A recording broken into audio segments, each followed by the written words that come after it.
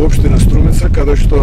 ќе го почнеме серијалот на ветено, а не исполнето од страна на Зоран Заев и Социјалдемократскиот сојуз на Република Македонија. Овдека се наоѓаме пред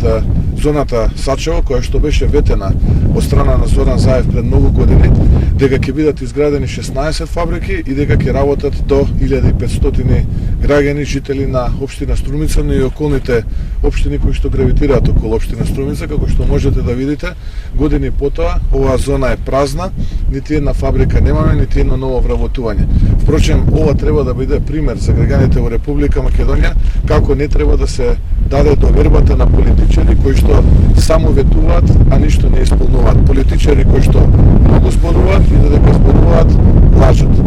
Така што ние денеска ќе продолжиме нашата посета овдека во Струмица, ќе имаме можност да поразговараме со жителите во општина Струмица, но и со околните општини кои што гравитираат на општина Струмица, бидејќи од оно што можеме да го видиме во Република Македонија денеска, а и секојдневие, граѓаните живеат лошо,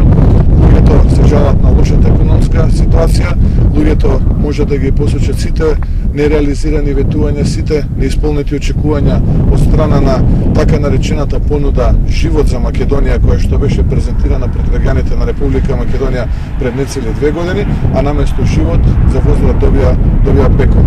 Но она што денеска го гледаме било и да не се повтори во Република Македонија, доаѓаат претседателски избори во кои што ВМРО ДПМН очекува една голема победа.